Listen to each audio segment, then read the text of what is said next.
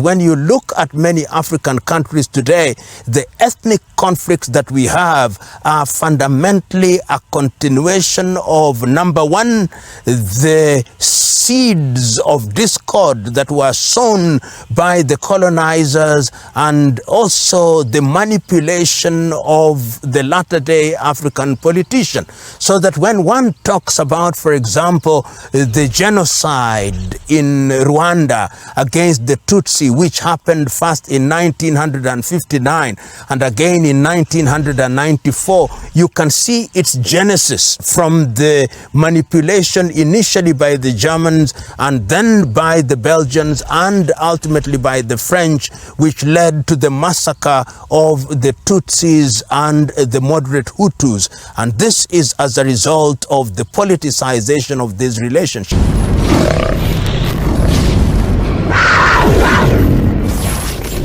I am PLO Lumumba, talking to you from the beautiful Windsor Golf Hotel and Country Club in Nairobi, Kenya.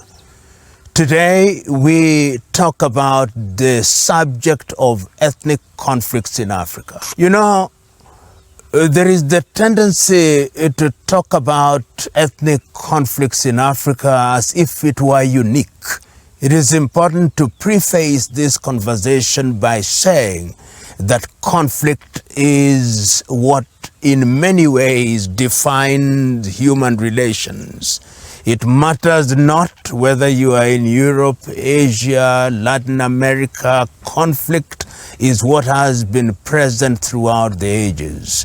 We choose to talk about ethnic conflict in Africa because our subject is the continent of Africa. You know, this continent, the continent of Africa, has over 3,000 ethnic groups, the most diverse continent on earth.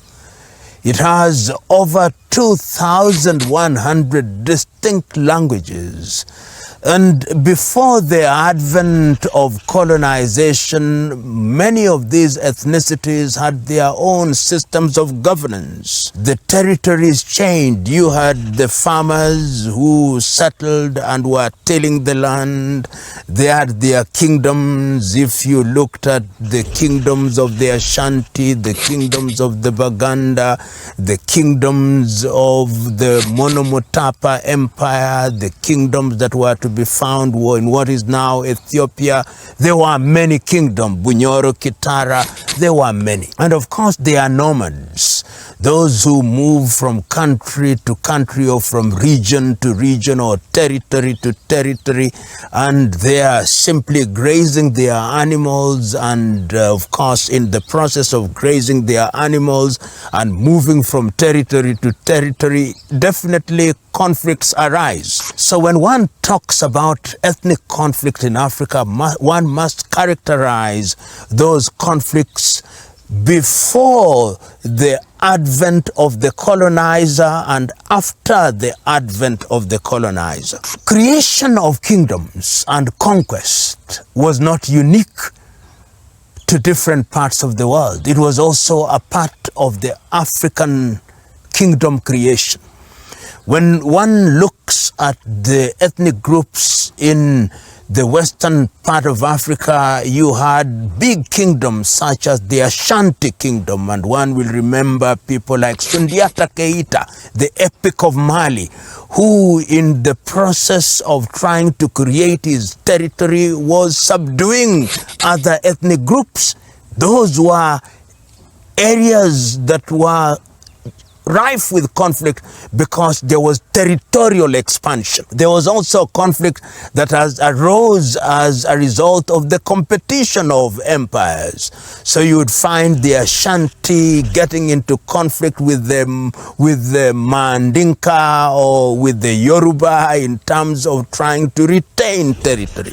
So kingdom creation was in itself a breeding ground for conflict in pre-colonial Africa.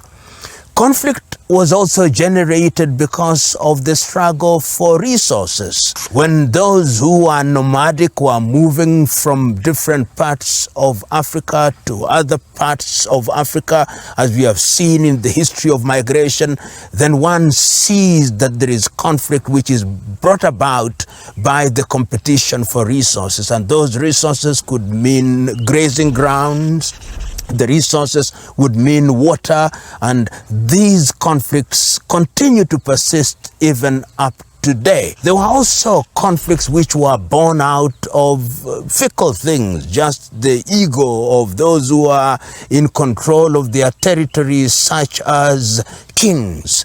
And when Africa started trading with the rest of the world, then it must be told that some African kings were themselves taking hostages and selling them as slaves within the African continent.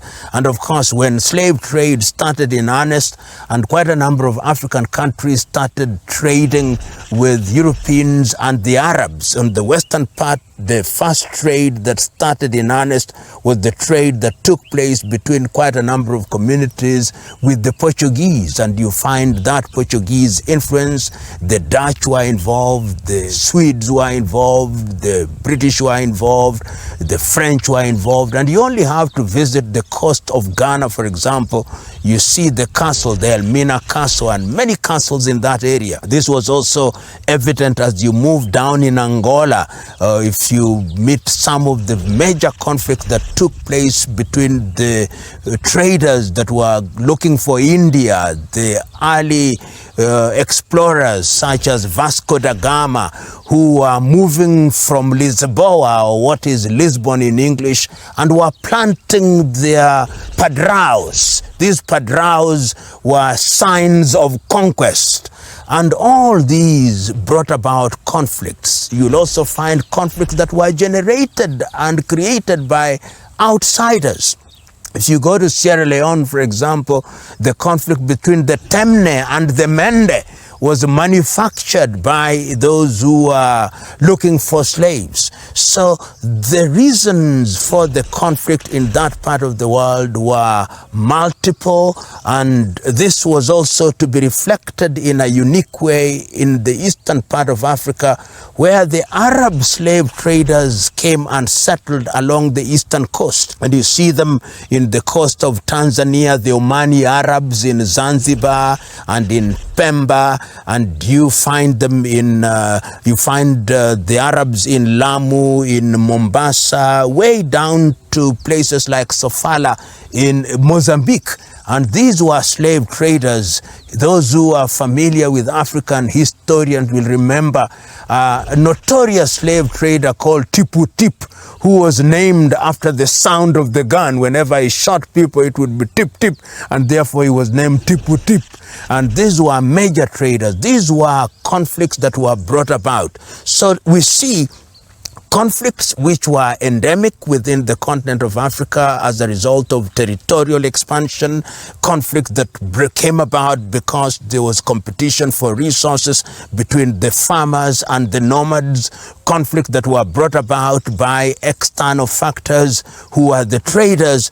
And this is what culminated in ultimately the partition of Africa. So when these conflicts had been brought about by external factors, then some of these foreign powers, particularly the European powers, and there were many of them, the Italians, the Danish, the Dutch, the Spanish, the English, the French, the Belgians, all of them then said, instead of fighting amongst ourselves and in order to use these tribal differences or ethnic differences, let us partition the continent of Africa. And we do not remember this as often as we should do, but the person who actually initiated that particular conference was Leopold of the Belgians. In 1884 to 1885, the European powers then sat in Berlin in Germany and partitioned the continent in what today we see as African countries. And the partition was as arbitrary as it was dangerous. So that you go to what is today present day Ghana, you find one ethnic group is found in Ghana, the Moba, called the Bimoba in Ghana, are also found in Togo.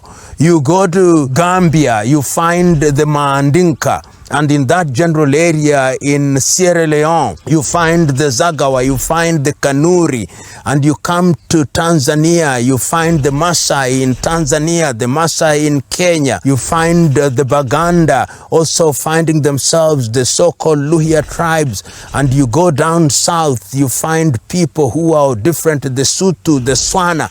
All these then became the breeding ground of what is modern day African conflict, post-colonial African conflict, because of the arbitrary partitioning of these boundaries. One of the most unique conflicts in this regard is the conflict that persists today in the Democratic Republic of Congo, where the Rwandese kingdom was partitioned, so that we have one part of the kingdom in what is present-day Rwanda, and the rest remained in the Democratic Republic of Congo, who are called the Banyamulenge. And these are people who speak the same language, and yet they have now find themselves in different countries. The same is with Somalia. You find the Somalis are to be found in Djibouti. They are to be found in Ogaden in present-day Ethiopia. They are to be found in what is Somalia. They are to be found in Kenya. And all these things were the breeding ground of what is modern-day conflict. And when countries regained independence, one of the very first issues that was the subject of discussion in Addis Ababa in 1963, should we redraw the boundaries in order to reduce these ethnic conflicts, to reduce cross-border conflicts? And the voices that were very clear at that time, people like Kwame Nkrumah, Julius Kambarage Nyerere, Emperor Haile Selassie of Ethiopia said, no, if we begin to redraw these boundaries, which country would not be at conflict with the other? And therefore, in 1964, when there was a meeting convened by Egypt's Gamal Abdel Nasser, one of the things that Africans agreed upon, African leaders, is that the inherited colonial boundaries would be inviolable. It's called the doctrine of the inviolability of inherited boundaries. It was in an attempt, therefore, to ensure that conflicts do not take place. And this, in fact, was one of the reasons that motivated those founding fathers, the 32 of them, to talk about the unification of Africa, so that the boundaries would only be useful for purposes of administration, but they would not be a basis for conflict. But the reality is that those conflicts have persisted, and ethnic conflicts, even within countries, have persisted, so that when you look at many African countries today, the ethnic conflicts that we have are fundamentally a continuation of, number one, the seeds of discord that were sown by the colonizers, and also the manipulation of the latter-day African politician.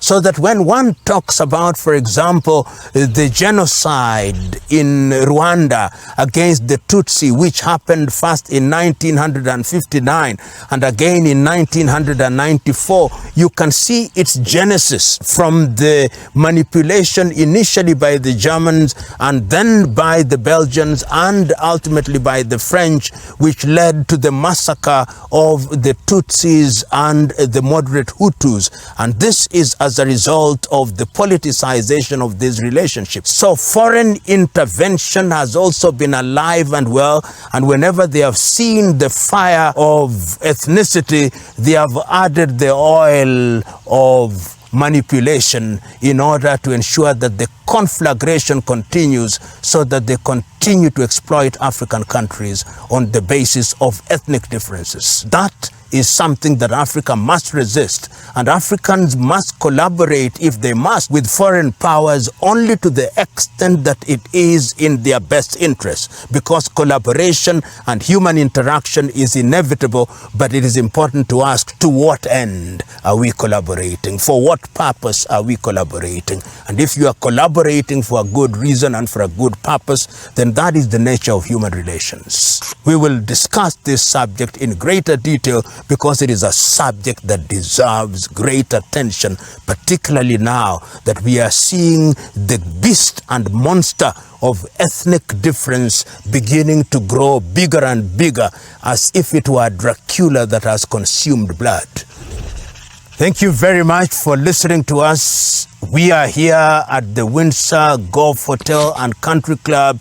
We'll see you again as we continue our conversation about the mother continent, Africa.